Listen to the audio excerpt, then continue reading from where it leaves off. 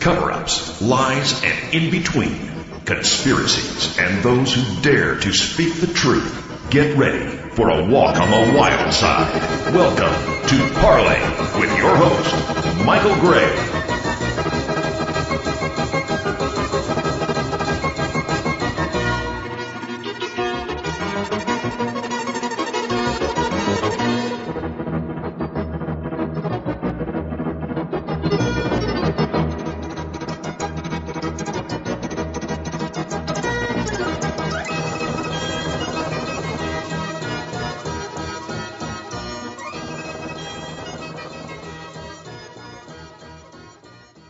Hi all, I'm Mike Gray, this is Parley, and we got another great show for you tonight, or today, or depending on when you're listening. We have Denny, who is a ex-military guy. He's a vet, was in the Special Forces, and, you know, with all we've been hearing about Jade Helm and what's going on with our military, I really have been wanting to talk to a military man, because I really don't have any in my family, and I really don't know any, so, hey, Don, you there? I'm here. Hey, how you doing? Hey, Mike. Good. How you been? Oh, pretty good. Yeah, listen, man, I'm really glad to be talking to you, you know? Oh, thank you. Do you want to give a little bit of your background and, you know, who you are and, you know, what your military rank was? Yeah, I'm E7. I retired as E7, which is Sergeant First Class. I was infantry, 11 Bravo, 2 Papa, 2 Victor, which is Airborne Ranger, and basically spent the whole time my whole military service as infantry in the Army. So, wow. Did you see any direct combat? Like, were you involved in Iraq, or? Yeah, the first direct action I saw was actually in Panama. Oh, really? Wow, with Noriega, yeah. Yeah, with Noriega, yes. I was in the 2nd Rangers at that time.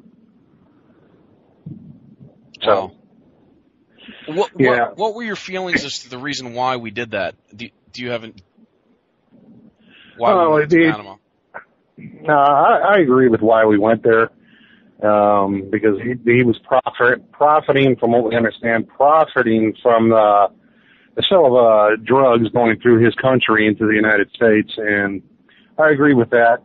For the most part, because it's that region is that region still, even though it's very unstable, and I was very young at the time, very young. I didn't know anything. You know, I just come from Fort Richardson and got deployed there in overwatch positions at the airport, right outside the airport, and that's the first time I seen any real true action. Well, yeah, it's a fact that Panama and Costa Rica is the transfer countries, right? The drugs coming up from the south and the money coming down from the north, so from Canada, the United States, and Mexico. That's the transfer point, correct? In other words, that's where the exchange gets done in those countries, yeah. Or in those areas.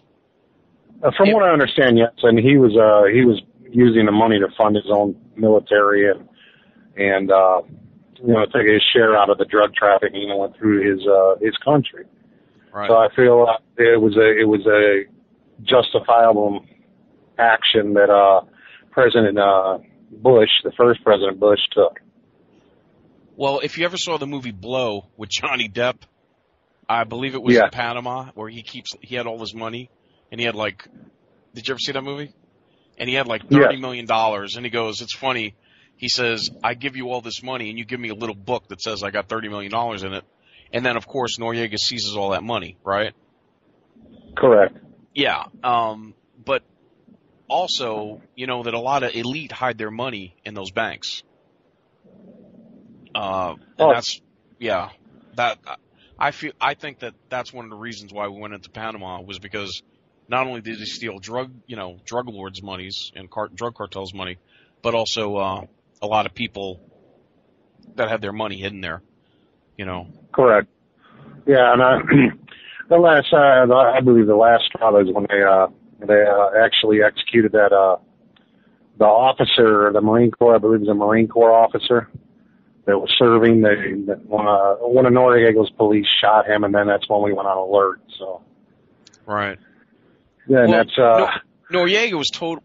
Don't you think that a lot of people claim that Noriega was CIA? He was a CIA asset. I've heard that, but like I said, it was I have no idea because at the time I was private first class, so I basically did what I was told to do. Oh, right.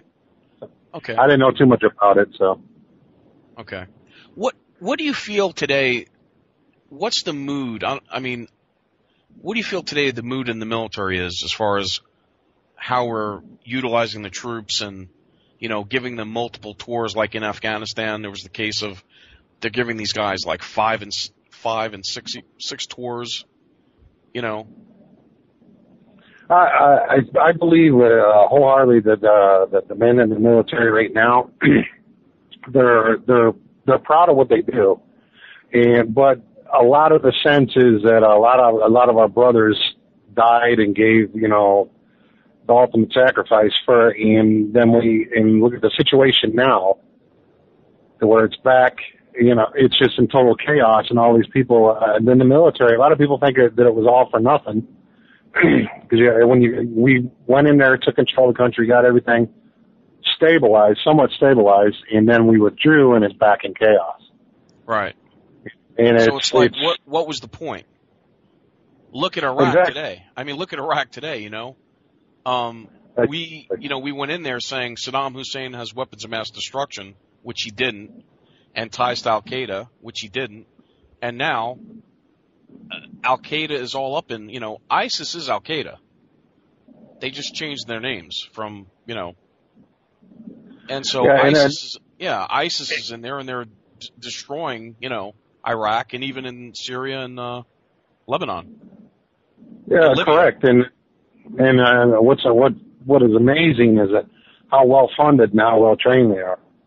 And what I don't understand is why the government, why we're not blocking their Twitter accounts. They're on Facebook, they're on Twitter, and now they have a radio station playing in English. Why aren't those being jammed? Why aren't those being hit? You know what I'm saying? Yeah, that's a big mystery of everything, because I don't see how they rose so fast into the strength and size that they are now. I have no idea. And it's... A lot of people would say that they're covertly being funded by the United States military or the Pentagon. That they are actually they're Blackwater or Kraft, one of these merc groups that are doing the secret bidding of the Pentagon. Yeah, well, I don't know again, I don't know anything about that because I was like I said, I was infantry and basically I just did, went where I was told to go and did what I had to do. I have no idea about any of that stuff. As I said before, that I don't, in my personal opinion, withdrawing troops from a region that's so unstable was the single most biggest mistake that President Obama did. Because it was by any means when our troops were finally pulled out. The last time I was there, they were building big, huge reinforced barracks to keep the house approximately, from what I understood, approximately 50,000 troops. And 50,000 troops is not a full withdrawal, but in the other hand, it brings some stability to that area, but only for in a small location. And if you're talking about the weapons of mass destruction, so I remember too, we were sent to secure oil fields while the big stockpiles of caches of weapons were bypassed. And that was one of the things that irritated me is why didn't we secure the weapons first and the oil field second? Well, not only bypassed, but weren't a lot of the weapons, they were just detonated, and they could have been bioweapons or chemical weapons, and they rained down on the troops. Right, and exactly. And another thing is what they call the Alibaba I don't know if you heard about that, the Ali Baba law that they have in Iraq, that each household is allowed to have one weapon, which is K-47, exactly. Yeah. And I thought that was a little strange too, because if you went into any specific area, they had each little village or would have their own stockpile of weapons. And I think that was planned way before the invasion, in my opinion. Yeah. What about now? Were you anywhere near Abu Ghraib and what went on in there? No, I was never near there. In fact, I heard about it later on. Now, did you see one of the pictures of what was her name? England, I think the girl, who she was the girlfriend of one of the sergeants, and one of the pictures I found kind of disturbing was in one of the big auditoriums. There was a cot, okay, a cot, and there were chairs in a circle around that cot that someone took. Now, and they were empty. The cot was empty, but you got to wonder what went on. What kind of show was going on. You know what I mean? Yeah, and in my personal opinion too is from excuse me, but from what I understand and I probably know less than you do about it. I mean, because I wasn't over there in that area. I had nothing to do with that. But from what I saw they were doing to now, like the beheading on television. And the waterboarding incidents and stuff like that. I mean, in my opinion, is a lot less extreme than cutting somebody's head off on TV, or executing their family for cooperating with Americans or the coalition. It's a lot less extreme. So I mean, I'm sure if they waterboarded somebody or whatever they did to get information to save American lives. My opinion is that so be it, because they weren't doing the same to us. I mean, they would, basically execute us after questioning, Yeah. So. Well, I don't agree with torture on any level. But I mean, the ISIS beheading videos they're fake. They're hoaxes.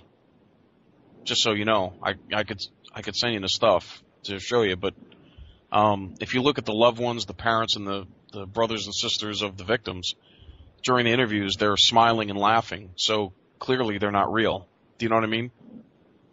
Okay.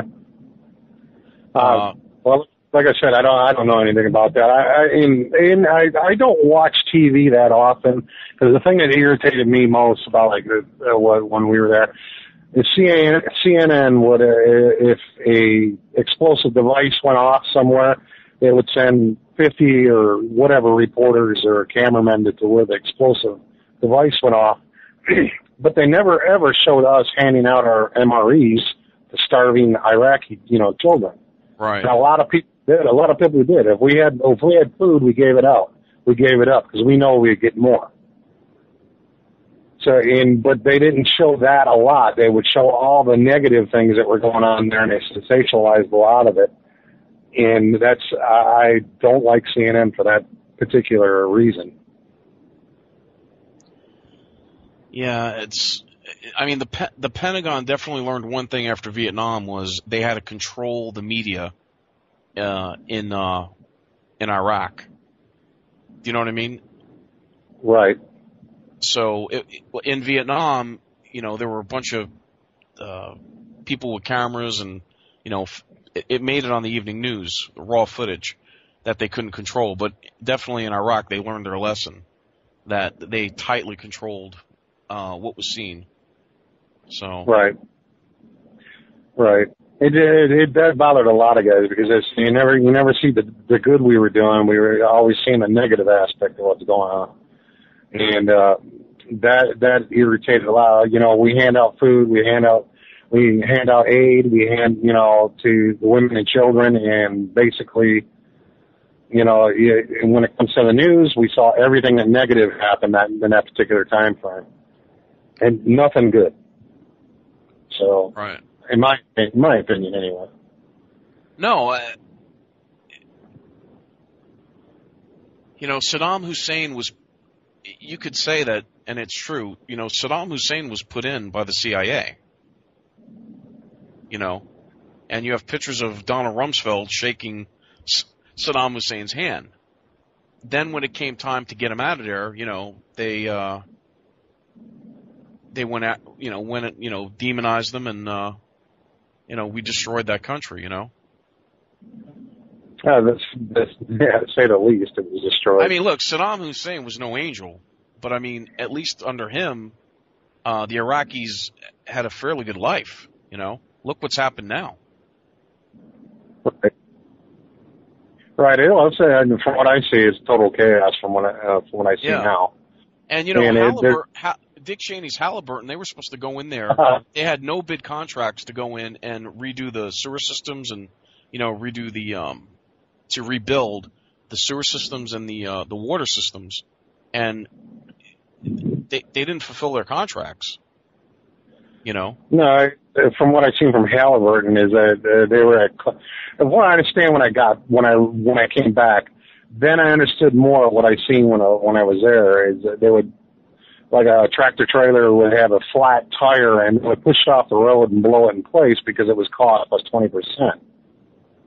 So everything that they lost, they would get reimbursed for plus 20%, and they would actually push a vehicle off the road that had a flat tire, and they would blow it in place, and then they would, obviously, and like I said again, in my opinion, build a government for a new tractor right. trailer plus 20%. Right. Well, and also the food service for the chow for the troops, it was at a set time, and after a while, insurgents knew what that set time was when everybody'd be waiting in line to get chow. And right. then, that's when they'd start lobbing mortars over the wall or wherever you were at. So I don't think it could have been run a lot different. When you put too much into a private contractor or a private firm's hands, they're going to do it a cost-effective way instead of thinking of the security of the troops. What about did you handle depleted uranium rounds or? No, that was the EID. Okay. That was the EID. But in the initial invasion or the when it became Desert. It went from Desert Shield to Desert Storm. Depleted uranium rounds were used, and correct. That's like you got to wonder why they allowed that, because when those go off, right, that's radioactive. There's radioactive dust that the troops are breathing in, and then they would blow out, hit a tank, and then they would say to them, go into the tank and make sure no one's alive. So you'd have troops going into this hollowed out tank and, making sure which was crazy. Yeah, them tanks are still radioactive after that too. They buried them. Yeah, but not only that, but when you detonate, when a DU round goes off, that radiation, that dust is also in the tank, that it's in the turret. For that, like I said, I wouldn't know either. I wasn't armor. Okay. I've heard every aspect of it. Yes, it was. No, it wasn't. But then again, my MLS was not armor, so I wouldn't know about that. I was just told, the tanks or any vehicle that was hit with that type of round was still radioactive 10 years later, 15 years later. Right. Yeah. So what they did with the Iraqis, buried them. So there was mounds with buried tanks in there that were still radioactive. Did you see the ones that were in Kuwait? The Kuwaitis made the Americans dig up those tanks and put them in canisters those huge canisters that you ship in, those big canisters that they put on boats for trade. Oh, yeah. And they sent them to Canada to be disposed of. I didn't know that either. Wasn't aware of that either. Yeah, that was on the news. Yeah. I got it. But it kind of makes you wonder. It kind of makes you wonder. Here they are, using these depleted uranium rounds, and that stuff's got to be going downwind. The air kicks it up, and correct. And obviously, they think the damage to U.S. troops or the effect of U.S. troops is minimal because it's such a small round, 120 millimeter casing, and obviously they thought it was minimal to American troops. But like I say, it seems to me that the military always learns the hard way before they change something. Right. But then, what do you think the causes of the Gulf War syndrome sickness? I mean, me personally, I think the injections. Yeah, the vaccines that they were giving them? Yeah, for the fight in case of biological warfare. That's my opinion, too. Right. Because if you go to the VA for people in the Gulf War, that injection was widely used, and there's a lot of people that are getting sick, and with cancer or what have you.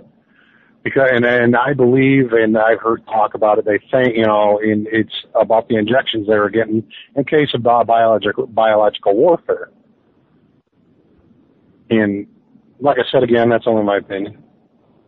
No, I agree. I agree that that there was an adverse because there was an adverse reaction in the vaccines they were giving them, because when they were testing them on chickens, the chickens were having the same adverse effects where they couldn't walk, and it was stupefying them. And not only that, but the eggs came out deformed.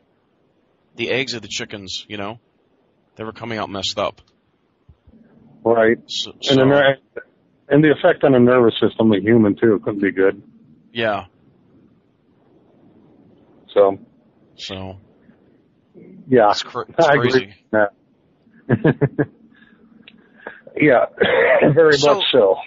So you don't know about this Jade Helm exercise? Do you know anything about it that's happening now? A lot of people are kind of freaking out about it. No, it's to me what I've seen briefly. I don't watch TV that often, and basically what I've seen about it is that it needs to be dealt with in the same way with boots on the ground, people going in, because it's going to continue and continue and continue. That area has been unstable for 1,000 years, and nobody seems to learn the lesson from the past. No. Jade Helm is a military. Jade Helm 15 or Jade Helm 16 or 15, I should say. Jade Helm 15 is a military drill within the United States, California, Arizona, New Mexico, Utah, and Texas. And Texas is listed as a hostile area or hostile state.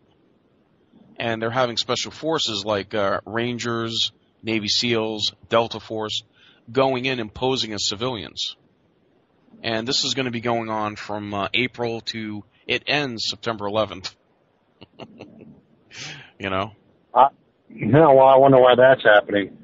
Yeah. I remember too seeing a picture of a tractor trailer that came across the border from Mexico, and it had a barrel in the back of it, and I guess they scanned the whole truck. I don't know if this is true or not, but they scanned the whole truck and they found a barrel that had a radiated reading on it, radiation reading, and it turned out to be an explosive device. And I don't know if that's why they're doing it. Maybe the intelligence of the military or whatever is expecting infiltration from Mexico or down that way. But like I said, I don't know too much about it. Well, what really worries me is that anybody from China or anywhere in the Middle East, they could fly into, let's say, Grenada, Guatemala, or Nicaragua, any of those countries down there, and get in because there's really no customs, you know. They can just get in and then sneak in through Mexico into this country because our borders are wide open. That's true. That's very true. Yeah. And from what a lot of people are saying is that the terrorists like ISIS, they're hooking up with the drug cartels in Mexico. And for money, they're letting them in. They're sneaking them across the border. Well, I always told everybody that asked me any questions about that is that the same thing is if it's going to be the battle, if they're going to fight here, this terrorist thing is not over, and everybody seems to think it is, but it's not. It's not over by far. If it's not ISIS, it's going to be somebody else. And if they're coming in through Mexico, that's probably the easiest way, because from what I understand, there's 1,000 Mexican nationals crossing the border every day. Yeah. Well, not just now, and see, they're flying in people from Honduras and Guatemala and El Salvador. They're just flying them in straight. They're not having to go through Mexico. The federal government is flying them in straight here. You know. When did this start? That's been going on for a while now. Yeah. And they're fast tracking them. They're putting them on welfare, and they're giving them even what do you call IRS credits? You know, that they can file tax forms to get earned income tax credits, so they can get refund checks. Well, that's very nice of them. My wife is Dominican, and they're giving them, they're giving them the right to vote. You know, they're giving them the right to vote, and you know, the Democrats are going to use them as a voting bloc to, you know, vote however they want. So, yeah, I'm having a heck of a time getting my wife here from the Dominican Republic, and she's a good girl, and like I said, it has nothing to do with anything besides she's my wife. And I went to the consulate in the Dominican Republic, and this has a lot to do with the way the government's run, which I think is very screwed up to me. And I'm going to say ass backwards.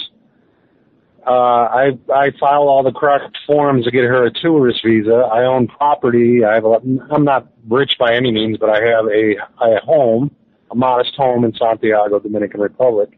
And when we went to the U.S. consulate in Santo Domingo to try to get her a tourist visa, because she don't really want to live here.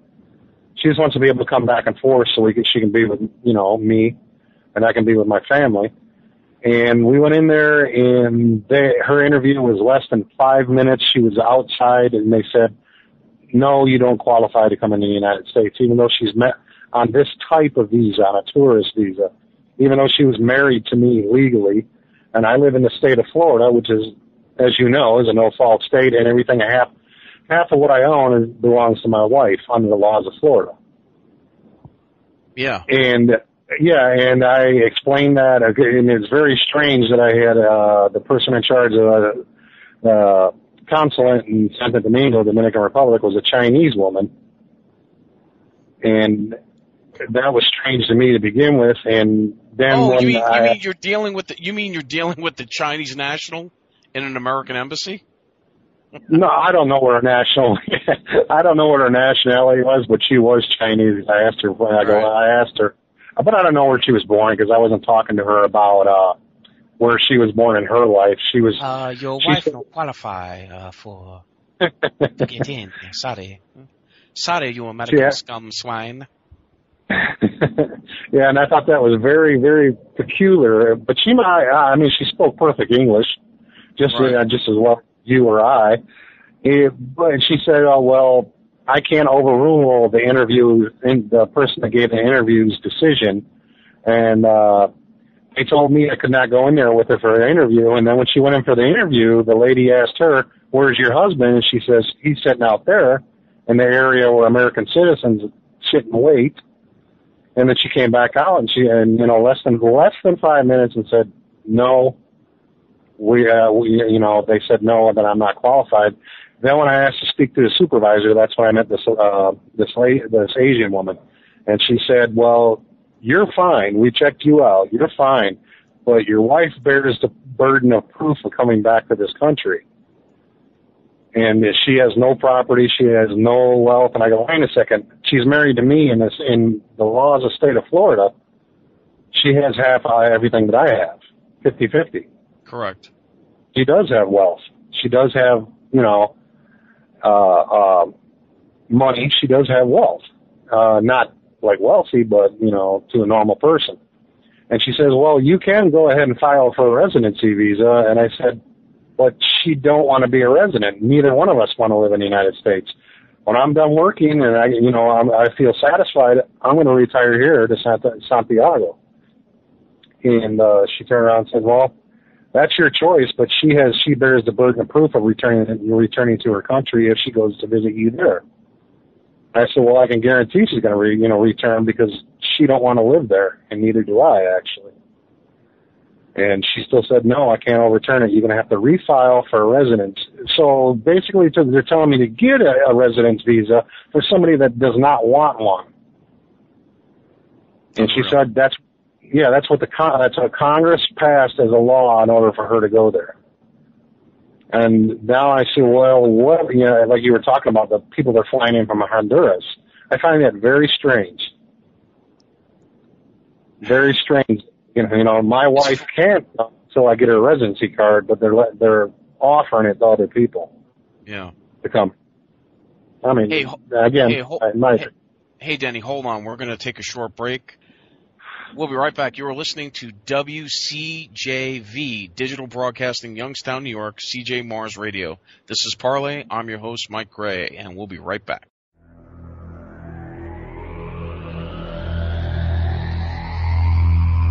You are listening to WCJV, Digital Broadcasting, Youngstown, New York.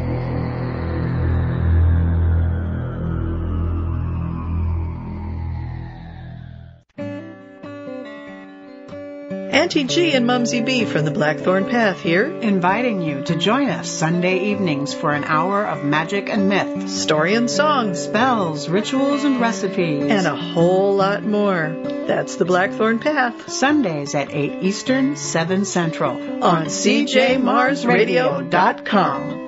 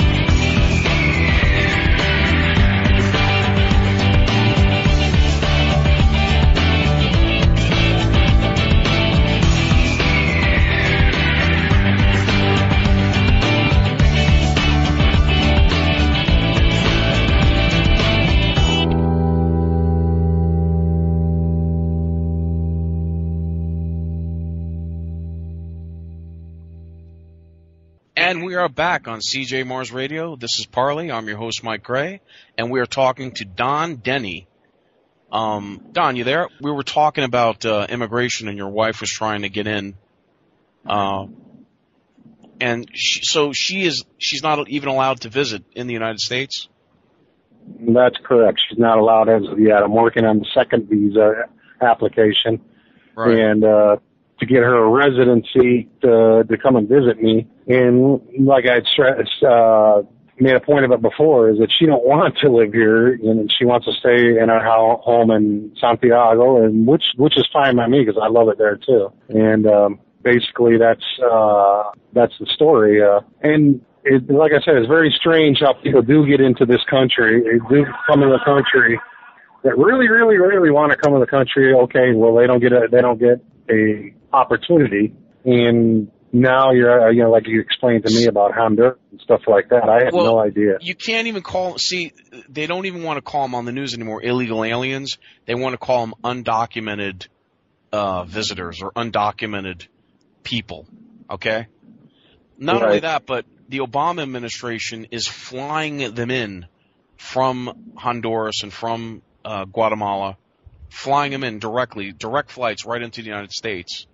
And they're being given houses like Section 8 housing, and they're being put in like compounds. But what pisses me off is that what about American homeless people? There are a lot of American people that are homeless, out of work. Where's their where's the government putting them in housing? You know what I mean? Where's the government giving them, helping them? Well, I agree 100%. Yeah, it's like, hey, I would like to see a Marshall Plan for Honduras and Guatemala and El Salvador.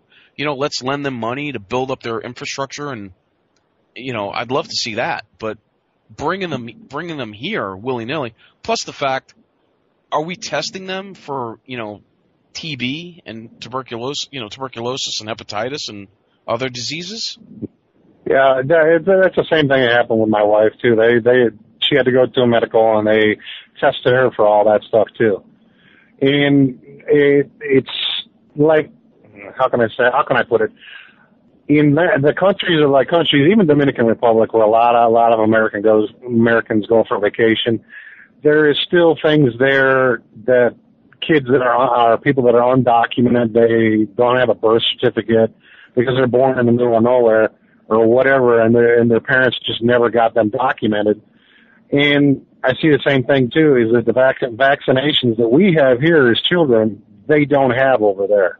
And it's not like I remember in school when we got vaccinated in school, and we had vaccinations as we were growing up and stuff like that. They just, a lot of the population there don't have it. A lot of them, some of them do, a lot of them don't.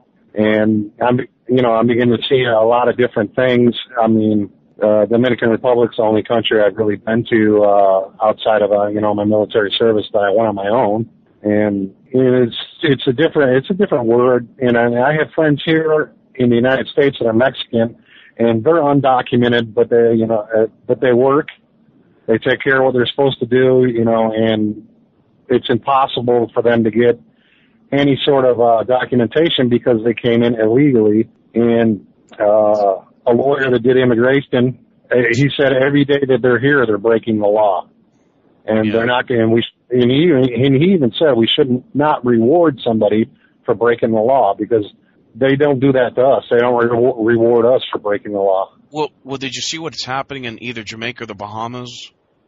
That there were so many Haitians, illegal Haitians, that were in. I'm not sure if it was Jamaica or the Bahamas, one of those islands, that they were rounding up Haitians and just putting them on a plane or a boat and sending them back. Well, first they put them on a bus and they put them to a detention center and then checked their blood, and asked them could they prove that they were legally in the country or the island. And if they couldn't, they were put on a plane and sent right back to their country of origin, which mostly was Haiti. Yeah, I agree with that too. I've seen a lot of Haitian workers in the Dominican Republic too. They were out there building roads with shovels and picks, and they'll work for $2 or $3 a day, if that. and they would build a complete road system with shovels and picks. Wow. No gasoline or no equipment whatsoever. And it was kind of unique to see this part of the world, because it, makes me think it could be so much worse than it is. And I have no problem with immigrants coming to this country, none whatsoever. But anybody trying to reward them because they took it upon themselves to run across the border, I'm in total disagreement with that. Because like I said, I don't believe anybody should be rewarded for breaking the laws in the country. And the law is that you have to come in legally. Right. And it's my opinion. It's like night and day. The country you're on one island, right? Dominican Republic and Haiti are on the same island. Correct. But it's like night and day, right? Oh yeah, even though Dominican Republic is very, very, very poor compared to Haiti, they're very rich. And it's the same thing. The Haitians come across the border into the Dominican Republic to work on the roads, to do the lesser jobs. And they don't have, for the Dominican people, they don't have welfare, they don't have assistance, they don't have WIC, they don't have nothing to help, to help out the people.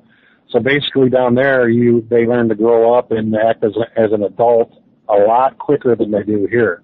And I see it here, and I'm not trying to bring down anybody or the system, but I see 25-year-olds and 30-year-olds that still, they either use the welfare system or they live with their parents still or whatever goes on.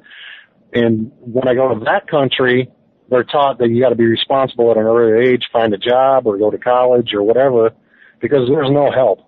You got to do it yourself or you're not getting help. Yeah. They don't have that system, and what I see is that people are out working every day and trying to make money, whether they're standing on the corner, which they don't have here. They used to, but down there, when we drive through the city, when I rent a car, we drive through the city, there's 10, 20 people on the corner wanting to wash your windshield for 5 or 10 pesos, and American dollar is worth 44 pesos right now. And they either work or they're on the street starving. That's their two options. Wow. And my personal opinion too is it's my personal opinion. I'm not trying to offend anybody. My father and CJ's father, same father. He taught us to work. My first bicycle, I worked in the garden and I worked around the house for almost 2 months to get my first bicycle. And now it's like I see people giving their kids $600 phones, $700 phones, and then they wonder why there's no responsibility, or they have, a lot, especially in Florida, a lot of problems with the law, no responsibility, using welfare or whatever. I believe welfare was put there to help people that are truly in need, not just people that don't want to work. Yeah, now you have people that are three and fourth and even fifth generation of people that are on welfare, Mm-hmm. It's crazy. Yeah, poverty is a spiritual thing, I believe. It's a mentality, you know what I mean? It's almost like, I don't know, you see certain families that they're well-to-do and upper middle class, and they own their own businesses, or they value education, and then there's other people that they just don't value education and they don't value themselves, So it kind of shows in their life. It does a lot. And then I graduated from high school on Friday and was in basic training on Monday morning. Wow. Because my father gave me that option. He said, find a job, go to college, join the Army, or find a different place to live. And my dad was like that. I mean, he would help me. If I had problems or, if I had an issue, he'd always help me. So you're saying that as soon as you turn 18, he wanted you out of the house? Oh, yeah, I'm 10 out of 11 kids. Oh, yeah, you had to get out. No, he put it right to the boys in my family. Get a job, go in the military, or find a different place to live. Now, he wouldn't throw you out necessarily. He put it very blunt. And I've made that comment with people now a lot, why the kids are acting up, and then they have, well, my daughter did this and my son did this, and he's 21, and and all they do is sit home and play video games all day long. And I look at the difference between countries, and again, I don't want to offend nobody, but if you take away welfare and assistance, people would start scrambling to look for work. Yeah. A lot of people would start. And all these people, and then the problems of people running across the border. Well, they wouldn't be running up here because there would be no jobs for them, because all the people that are on welfare right now and collecting will be out working. Right. In the jobs that are normally reserved for people that are. It even said that it's the illegal aliens or the undocumented visitors in this country that are upwardly mobile rather than the middle class. The middle class in this country, they're being wiped out. The only people that are rising are the super rich, the elite. Okay? Their income is going up. Their assets are going up. And the illegal aliens coming into this country. Because not only are they getting welfare and assistance, but they also work they're in the black, what you call the underground economy, where they're not paying taxes. You see what I mean? Right. So they're gaming the system both ways. Right. Yeah, you're right about that. I agree with you on that. And it's, like I said, it's for me, if the welfare system and the way it is a help and drain this country, and it's, I also learned too that people they had the opportunity during the war that if you went and served in Iraq or Afghanistan or served in the armed forces, you would get your citizenship. Okay, well, that's somebody trying to earn their way into the country the right way, or their documents anyway, I should say. But at the same time, I remember when I was a child, 7 or 8 years old, and my dad and my mother needed money, and I remember going to the apple orchard next door. Me and my sisters would go out there and pick apples. I think at the time it was a nickel a bushel, and we would pick apples, help my mom and dad pick apples to make extra money on top of my dad's salary because we needed it. Sure. We need, and now there ain't nobody, and I live in Florida, where strawberries are grown in Plant City, Tampa, Plant City area, and there is no Americans in that field. None, not one, because they won't do it. But if they had no other choice, such as if their assistance was taken away, if their welfare was taken away, them fields will be full of people working instead of sitting at home waiting for the first of the month or the third of the month. And that's true hard fact. I mean, and like I said, I'm not saying nothing bad against Mexican people or people from other Central American countries because they're hard workers. There's opportunity for them to come here, but you got to say, you get rid of the people that are on, or not get rid of the people, get rid of the welfare system the way it's handled now, and people would be scrambling for jobs. And there would be no work for people to run across the border to have. And that's my opinion again. All right. Well, how do we get on this topic? Anyway. Well, let me ask you this. No, that's fine, because that's cool that we can just ebb and flow in the direction of topic. But the one thing I wanted to ask you about, do you have any opinion on Pat Tillman and what happened to him? No, then again, I don't know what happened to him. I really, really do not listen to TV or watch TV or watch news or anything. Oh, that's okay. What exactly is that about, if you don't mind me asking? Oh, well, Pat Tillman, after 9/11, Pat Tillman was, he could have been an NFL player. Instead, he joined the Army. Oh, Tillman, yeah. Yeah, Pat Tillman. Then he gets sent to Afghanistan, and he starts writing letters home saying, that this war is not what he thought it was going to be, and we're here for all the wrong reasons, and, he gets three close range taps to the head with the military. Instead of they're saying it was enemy fire, it was the what are the bullets they used? 223s? No, Americans use 223s. Yeah. AK-47, 7.62. No. He had 3 American bullets in his head at close range. So Yeah, I heard it was friendly fire. Well, I mean, the coroner wouldn't lie, and the shots were like 6 inches from his head, or closer. They were like right to his head. Yeah, I didn't know. I didn't know anything about that. I know about Pat Tillman. And then McChrystal was involved in the cover-up, or trying to say, hey, you know, that came out. And then it was General McChrystal. Remember, Michael Hastings wrote a Rolling Stones article about him, that he was criticizing Obama, and then he got outed. McChrystal. Yeah, I remember that. I remember something about that, yeah. Yeah. Yeah, I remember Pat Tillman. I didn't understand who you were talking about at first. I remember Pat Tillman. He was. I looked up to him a lot because he quit an NFL career, a multi-million-dollar career, to serve as a private in the United States Army. Right. But he started seeing the war for what it was there, and was writing letters home, saying he was going to come home and be a peace activist. And they couldn't have that, so, you know. Right. I didn't know anything about that. Like I said, you're bringing a lot of things to light to me, but then again, that's kind of par for the course from what I understand, the infantry. We know exactly what we see with our eyes, but other than that, you know, what we watch on CNN, which we already, you know, basically knew about. Some things we didn't.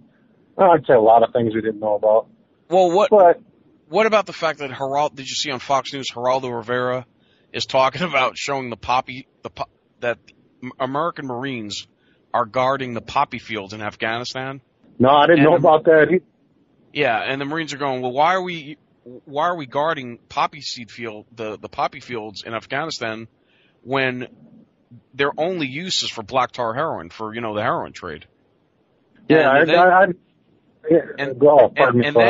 then you see the Marines not only guarding it, but loading the end product onto the military planes. Oh, that's something. I don't understand what's going on there.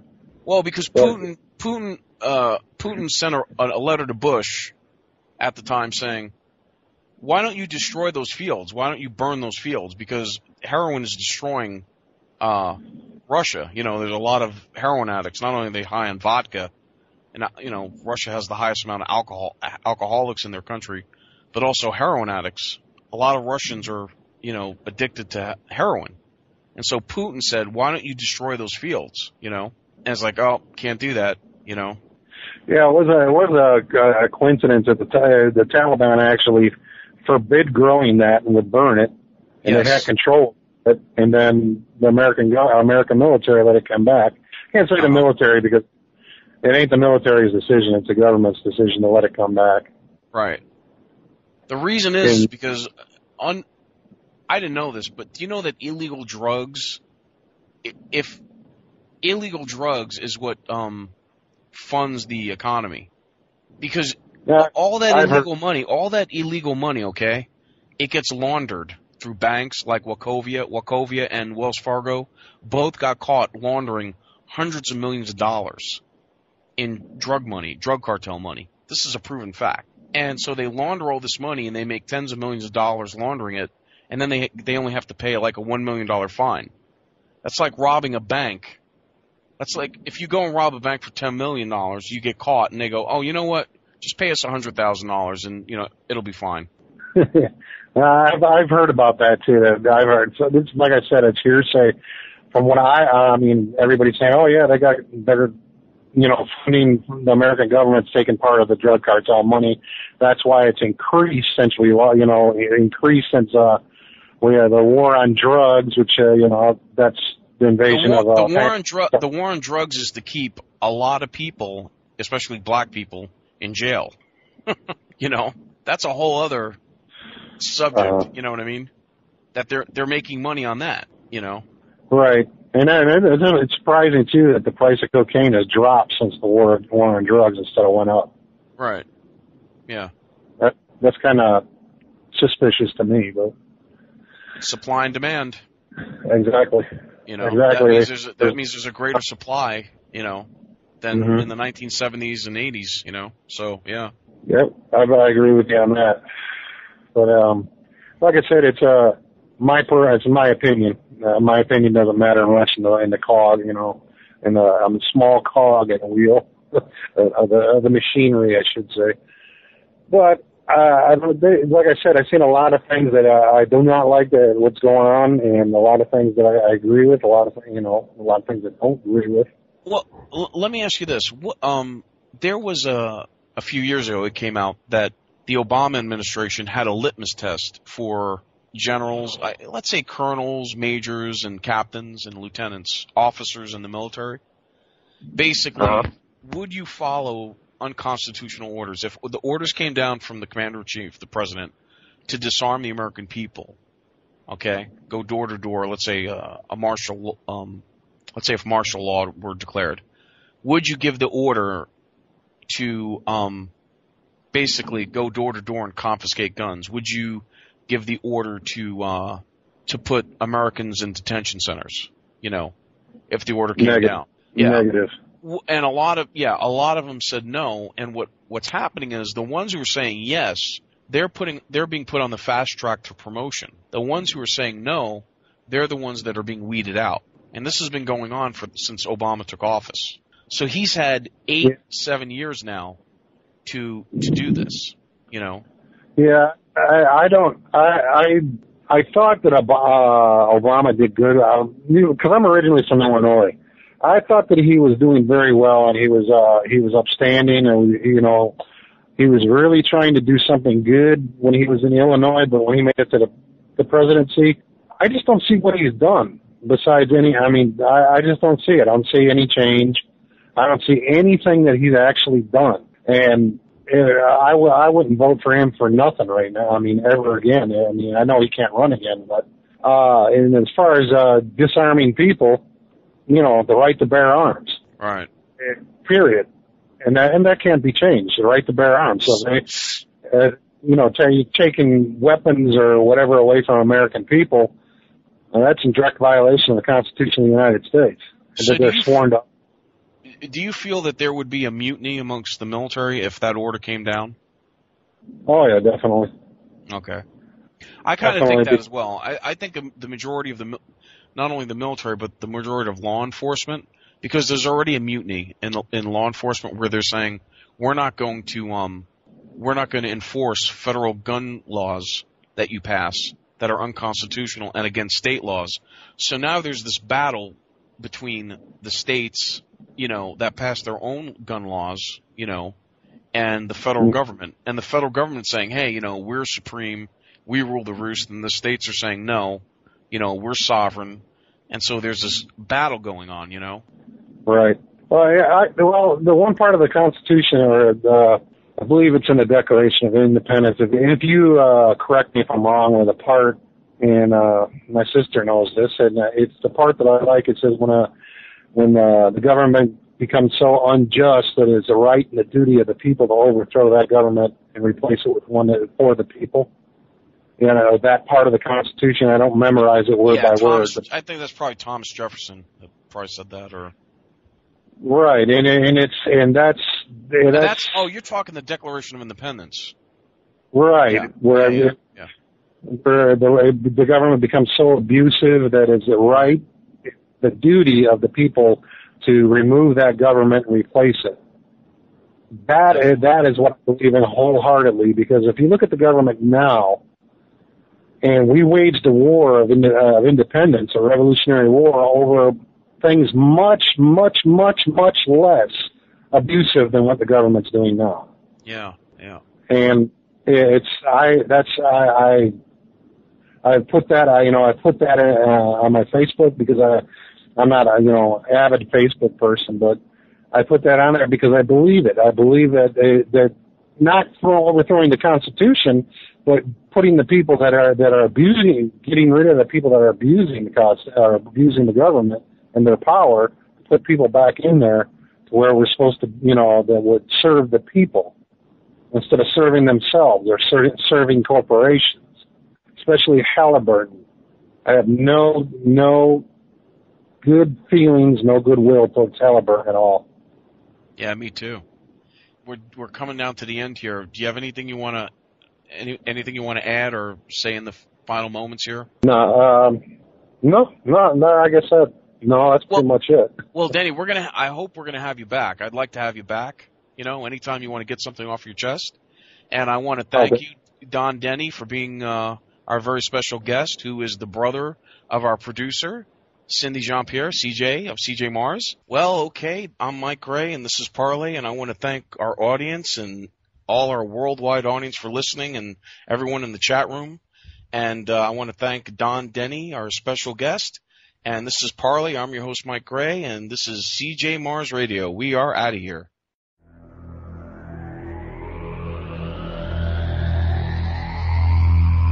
You are listening to WCJV Digital Broadcasting, Youngstown, New York.